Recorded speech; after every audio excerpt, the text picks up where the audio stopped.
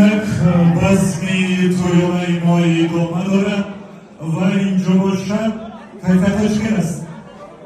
خوب است بیایید یک نشان میدیم یک قرصکی بالا میزنیم و باز روی صحنه هنرنمایی انسامبل رقصی سمن رو دعوت میکنیم برمان تحلیل